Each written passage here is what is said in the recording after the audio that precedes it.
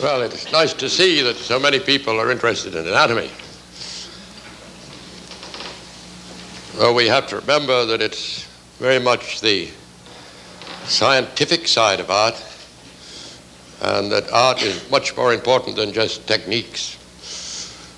But I talk largely about techniques, as you know. I thought that I'd give you a sort of an introduction to anatomy, but actually I'm going to talk more about the spinal column than anything, because it's the most important form in our body, I think, from the artist's point of view. You see, we have to remember that we're descended from animals. That is, from the Darwinian point of view. You know, as artists, you ought to regard the superstitions of scientists and the superstitions of religion with equal admiration, perhaps. But for the sake of anatomy, we're descended from animals, and we have all the same bones and muscles. And the animals, you know, four-footed animals, are in this position. You see how much we are alike? We're like the horses or the cats or anything you want, except we assume another position. But our muscles are all very much the same. And we have the inevitable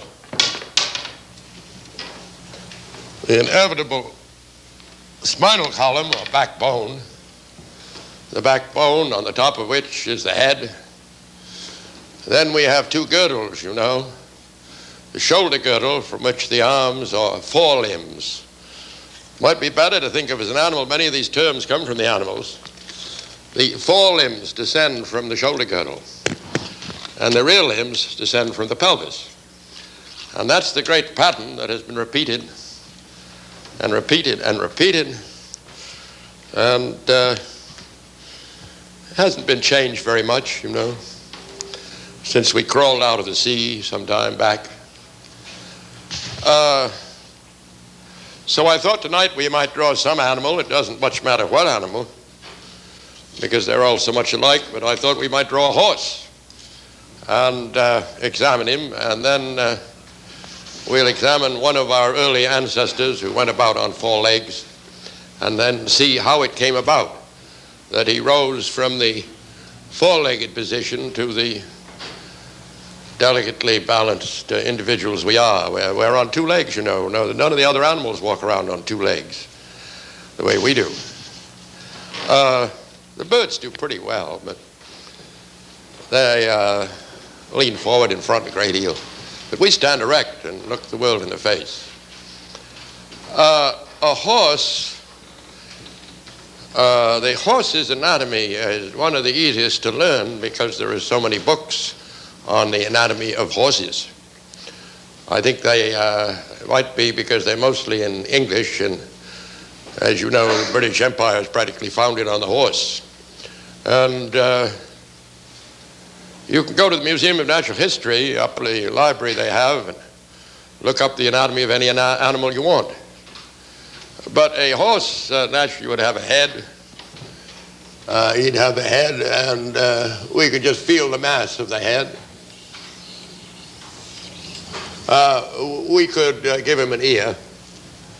There are even books up there that tell you how to find the proportion of animals in relation to their heads. A book by Ernest Thompson Seton, for instance. And I know if you take a horse's head and come down here and get a little further, you get to the shoulder blade, things like that were in those books. Now we come to a great difference. These individual vertebrae up here are called the cervical or neck vertebrae. And we're mammals, you know, we're mammals, and all mammals have 7 cervical vertebrae, with 2 exceptions, the giant sloth and the manatee. But they don't turn up here to pose at the art students' league much. It doesn't make much difference. But all the others have 7 cervical vertebrae. So do we. Also, on the animals, the skeleton of the neck moves in an S-curve, which you'll see is not like us. It then turns into a profound C-curve, concave to the bottom, moves like that. That line I've drawn is the line of the animal backbone.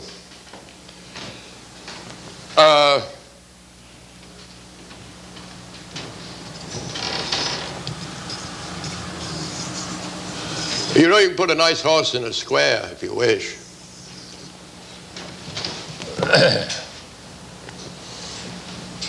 About like that, I guess. Now, when we study the backbone on men or animals, let's think of a man for a moment. It's much more important to study this front line here, which on the animal would be the bottom of the backbone. This line here, this feel here, than it is to just stroke the back of the animal. The reason is that these things called dorsal spines stick out differently in different places, and they vitiate or subdue the very strong curves of the backbone. The horse even has these things sticking out, as have indeed the dinosaurs. And they stick out in different ways. You see the backbone we could think of as a tube now. And the horse's dorsal spines, they're called, they stick out this way. So when you see the finished horse, you'd scarcely know his backbone went strongly that way, but it does. Now, the horse has hanging from his backbone, depending from his backbone, this rib cage. And right away we run into function and shape. We have 12 ribs. Both men and women have 12 ribs, despite certain superstitions. But the horse has 18.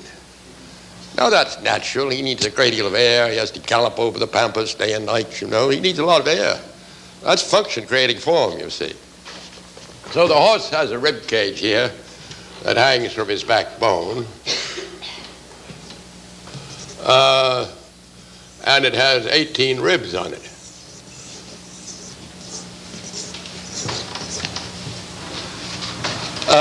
Then the horse's backbone moves backward to the pelvis.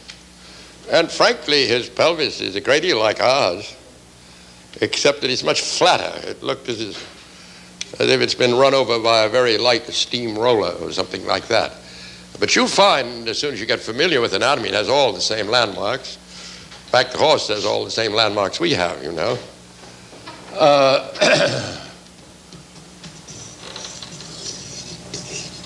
I think that the pelvis start about here. And we'll find many familiar things on it that we have ourselves. Now, there is one great difference between men and animals. On the rib cage, the widest dimension is across here, this side to that side. But on animals, it's from here to there. The reason is pretty clear to see. You see, we did go from this position to this position, but if we'd retained the animal rib cage, it comes out like this, as you all know. You all know because your dog sits up in bed. You see his chest coming out, you see. If we'd retained that rib cage, we would fall over on our faces when we tried to stand up on two legs. Therefore, the horse's shoulder blade, the shoulder blade, is much more on the side of his body than ours is. Even these are not in the normal position. They've been pulled forward. I've never seen this skeleton before. It's a brand new one of some sort. And, or maybe it's an old one that has been whitewashed. I don't know. The horse has these shoulder blades, you see, like ours. Well, you notice the shoulder blade has a triangle here